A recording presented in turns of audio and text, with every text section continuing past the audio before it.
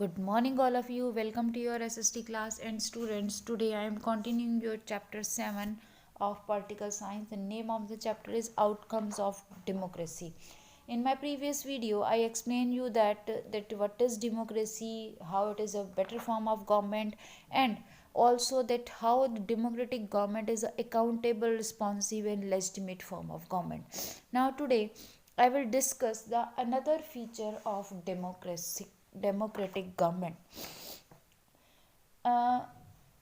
मैंने आपको जो कल बताया था कि अकाउंटेबल है, रिस्पॉन्सिव है, लेजिटिमेट फॉर्म ऑफ गवर्नमेंट है, बेटर फॉर्म ऑफ गवर्नमेंट है, but still there are some lackings in a government और इन अ डेमोक्रेटिक गवर्नमेंट.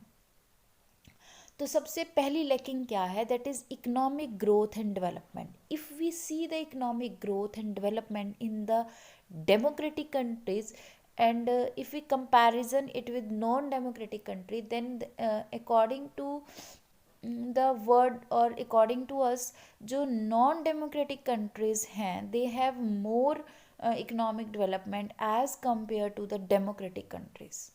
ये डाटा जो हमें शो करता है वो ये बताता है कि जो नॉन डेमोक्रेटिक कंट्रीज़ हैं उनकी इकोनॉमिक ग्रोथ और development as compare to the democratic countries जो हैं वो ज़्यादा है.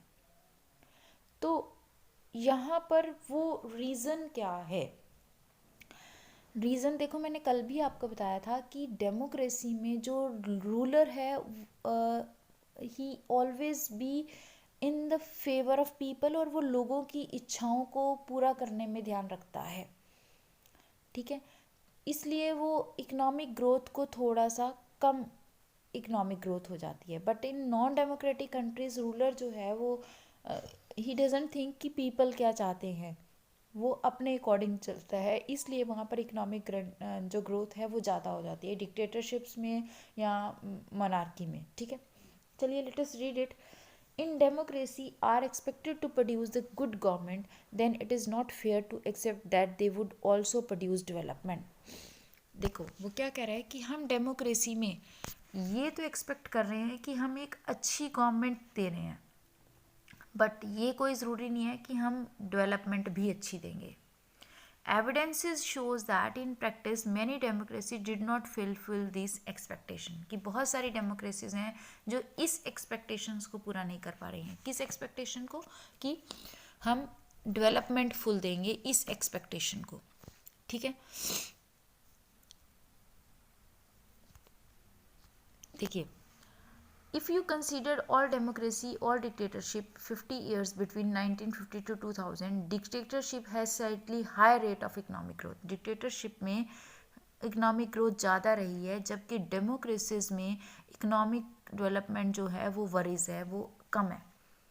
But this alone can not be a reason to reject the democracy. But in basis पर हम डेमोक्रेसी को रिजेक्ट नहीं कर सकते. अगर हम इकोनॉमिक डेवलपमेंट को देखें, डेवलपमेंट ऑन सेवरल फैक्टर्स, तो वो बहुत सारे फैक्टर्स पर डिपेंड करती है. कंट्री का पॉपुलेशन साइज, उसकी ग्लोबल सिचुएशन, ठीक है, इसके साथ साथ लोगों की cooperation from the other countries, economic priorities adopted by the countries. तो वो इन सब पर डिपेंड कर रही है, डेवलपमेंट इन सब पर डिपेंड कर रही है. इसलिए हम अकेली फॉर्म ऑफ गवर्नमेंट को रिस्पॉन्सिबल नहीं ठहरा सकते.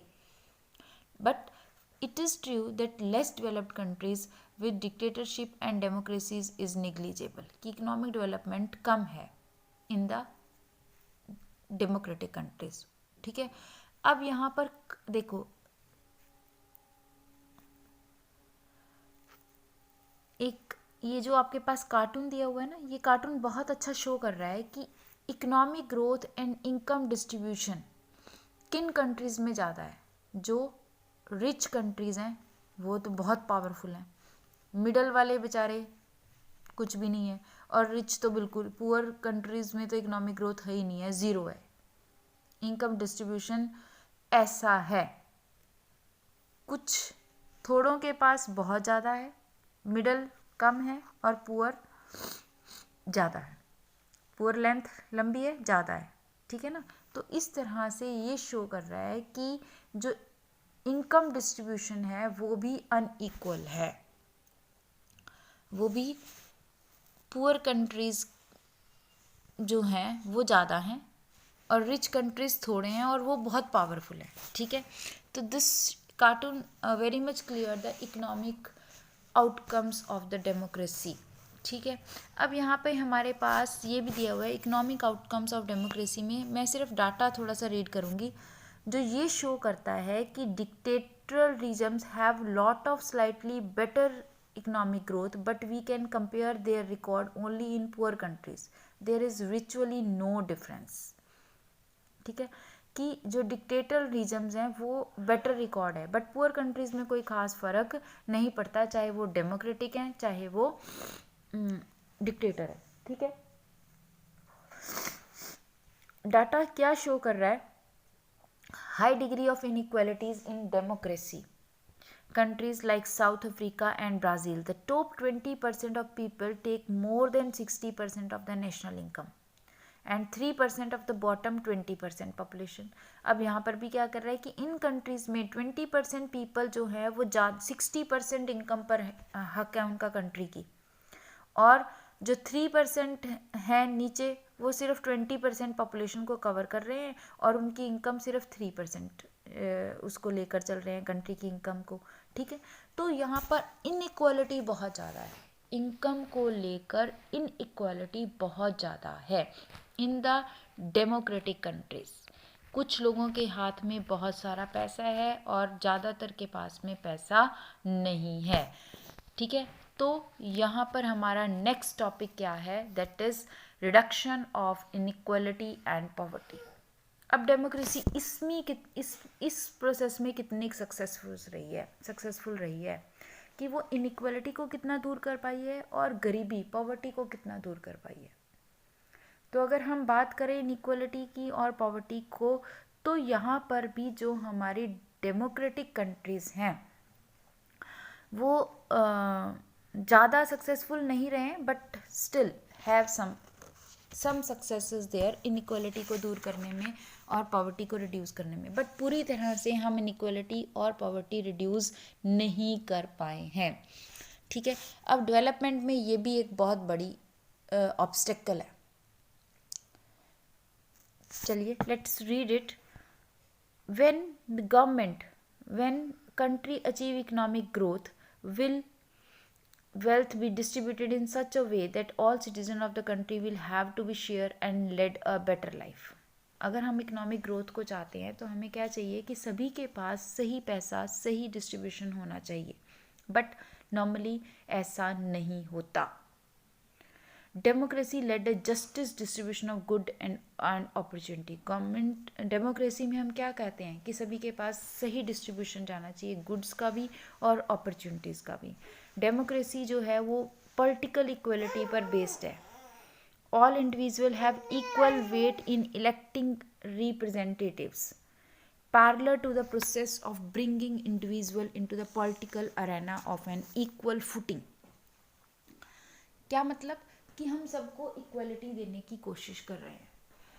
डेमोक्रेसी में जो कंट्रीज़ हैं वो democratic have equal weight in elected representatives, वो अपने इक्वल वेट लाने की कोशिश कर रहे हैं, इक्वलिटी लाने की कोशिश कर रहे हैं, बट नॉर्मली ऐसा नहीं हो पा रहा, ठीक है। Political arena on an equal footing.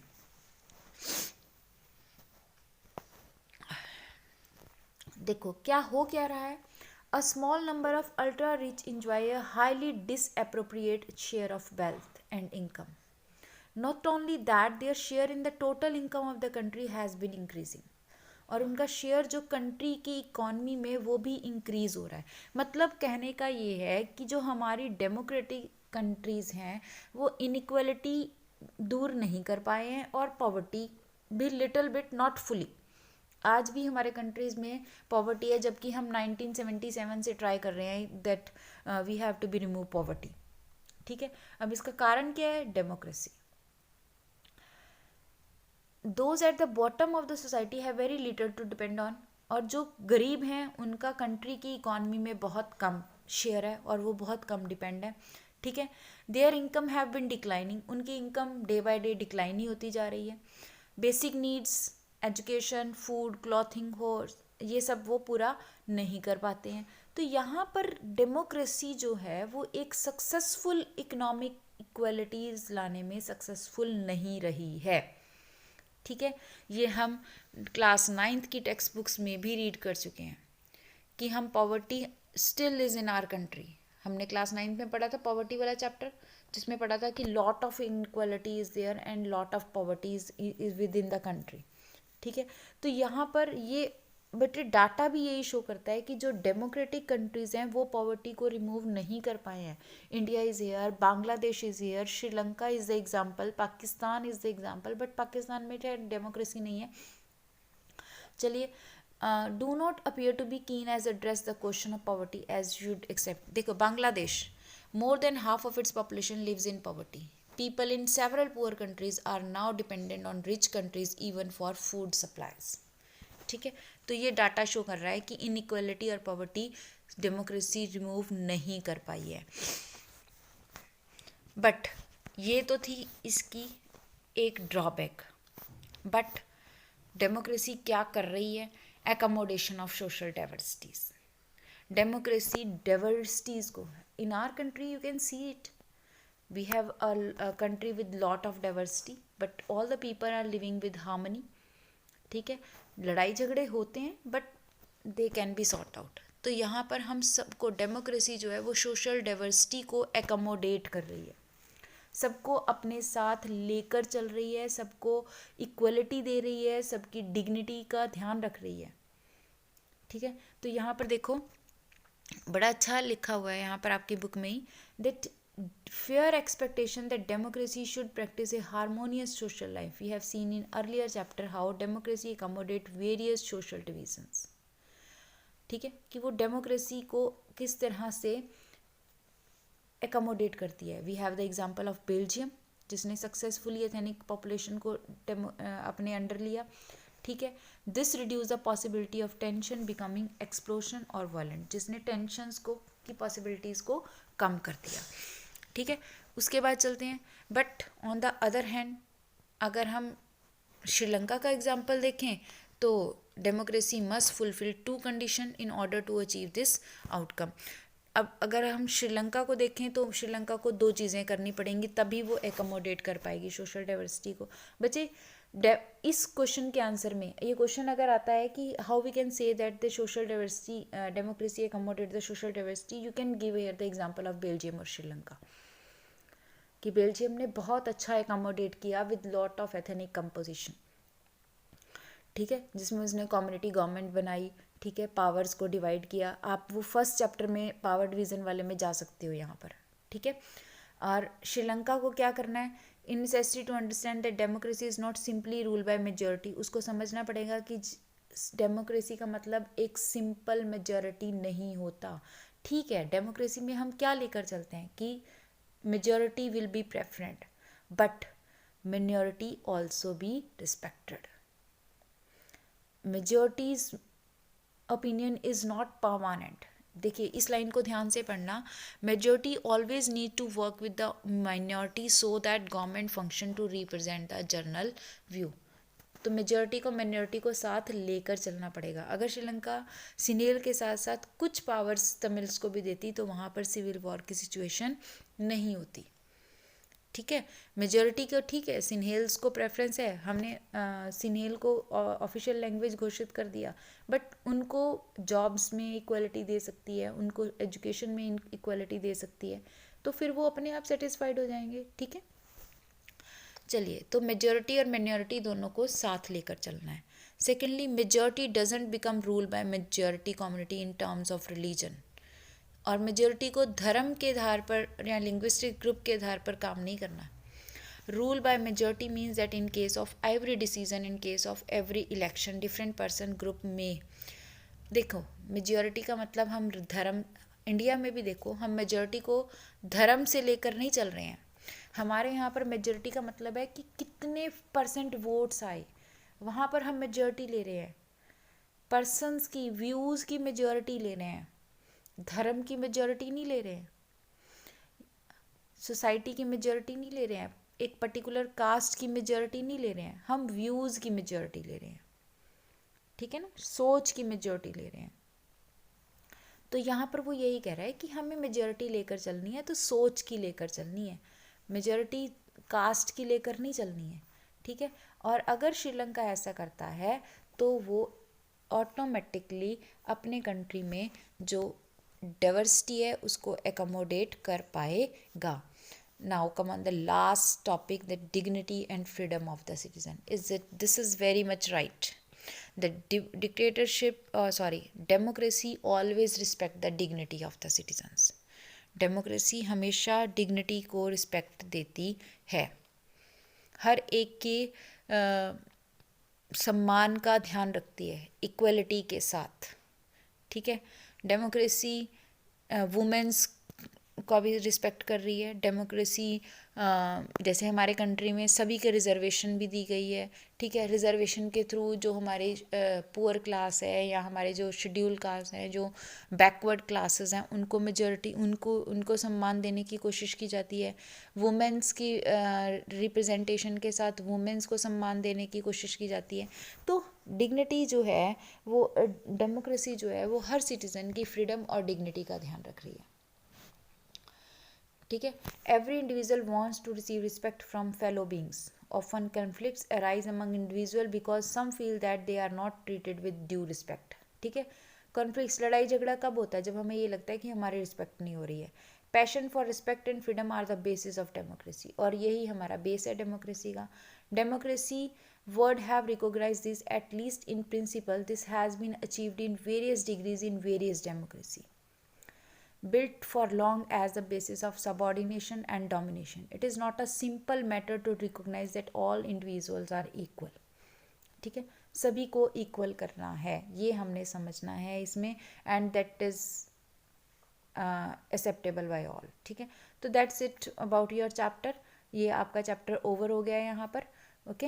And now from Monday I will start the new chapter.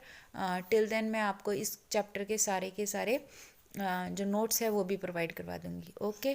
Till then good bye, thank you.